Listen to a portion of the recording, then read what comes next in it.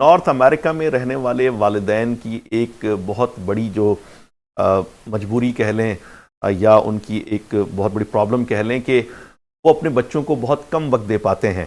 اکثر دونوں والدین جو ہے وہ جاب کرتے ہیں اور اس وجہ سے بچوں کو زیادہ ٹائم نہیں دے پاتے اور وہ مطلب ٹوٹل جو ہے وہ ڈیپینڈ کر رہے ہوتے ہیں کہ وہ بچے یا تو مثال کے طور پہ کسی ڈے کیئر سینٹر میں وہ ابتدا میں بھیج دیتے ہیں کہ بعد میں سوشل میڈیا کے آلات موبائل اور ٹیبلٹس ان کے ہاتھوں میں پکڑا دیتے ہیں.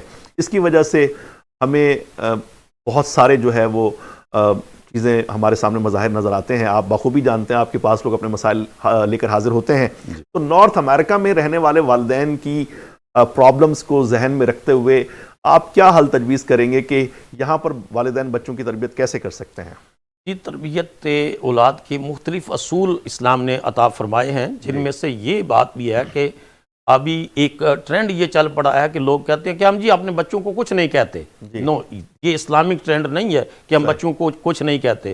رسول اللہ صلی اللہ علیہ وسلم کا ارشاد مبارک ہے, مرو ابناءکم ل7، جب تمہارے بچے کی ایج 7 ایئرس ہو جائے تو اس کو نماز کے لیے انکرج کرنا شروع کر دو, اس کو حکم دو, اس کو ساتھ مصلے پر کھڑا کرو. ماں جو ہے بیٹی کو مصلے پر لے کر آئے اور فرمایا وَضْرِبُوهُمْ ل10، جب ان کی عمر 10 سال ہو جائے تو ان کو ہلکی پھلکی پنشمنٹ, یہ پنشمنٹ کو تھپڑ مارنا یا فزیکل پنشمنٹ نہیں ہے, یہ پنشمنٹ وہی ہے کہ میں تمہیں کینڈی نہیں دوں گا, میں تجھے یہ چیز خرید کر نہیں دوں گا. یا سکول میں بچہ مسلسل غیر حاضری کرتا ہے تو امریکہ کے اندر سکول ڈیٹینشن دیتا ہے کہ جی آپ نے 1 گھنٹہ جو ہے اب یہاں رکنا ہے, آپ فون نہیں, ہم اگر نماز نہیں پڑھو گے تو تمہیں کل سے فون تم سے لے لیں گے.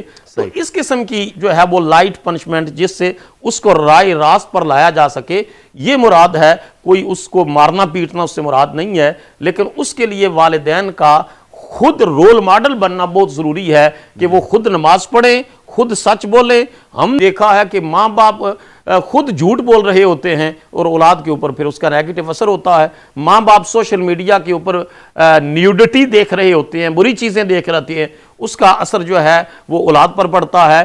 تو ماں باپ جتنے پیور ہوں گے, اللہ اور اس کے رسول کے راستے کو اختیار کریں گے, دین سے وابستہ ہوں گے, ان کی اولادیں بھی انہی کو فالو کریں گی. اور اگر صرف واک دا ٹاک یہ کہا جاتا ہے کہ جو کہہ رہے ہیں اس کے مطابق عمل بھی کرے, اگر آپ صرف کہہ رہے ہیں اور خود دکھا نہیں رہے, آج دین بتایا جا رہا ہے, دکھایا نہیں جا رہا. حضور علیہ الصلوۃ والسلام کھانے پینے کے مینرز سکھاتے. عربوں میں یہ رواج تھا کہ کھلے برتن میں کھانا کھاتے. تو ایک بچہ حضور کے ساتھ جو ہے کھانا کھا رہا ہے اور کبھی ادھر ہاتھ ڈالتا ہے, کبھی ادھر ہاتھ ڈالتا ہے, کبھی, تو حضور فرماتے ہیں یا بنیا, بیٹے کل بیمینک, eat with your right hand, ماشاءاللہ, تو اپنے دائیں ہاتھ کو استعمال کر. وَقُلْ مِمَّا يَلِيكَ, میرے بیٹے جو تمہارے سامنے سے ہے وہاں سے کھا, اور اللہ کا نام لے کر.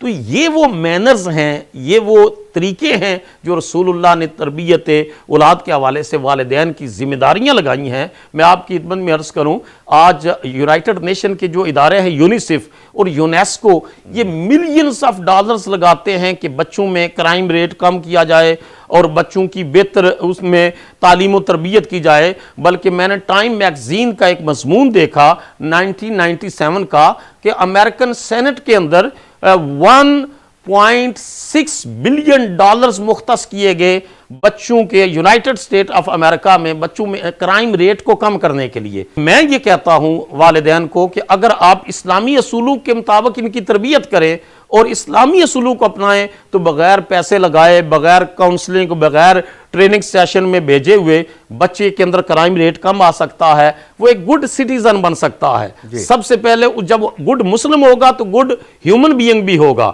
اور ایک ملٹی کلچرل سوسائٹی میں ہم رہ رہے ہیں, اس ملٹی کلچرل سوسائٹی میں آپ نے غیر مسلم کے ساتھ بھی اچھا رویہ رکھنا ہے, اپنے عمل سے بتانا ہے. ماشاءاللہ ڈاکٹر صاحب, آپ نے بہت کمال انداز میں تربیت اولاد کا اسلامی تصور واضح کیا.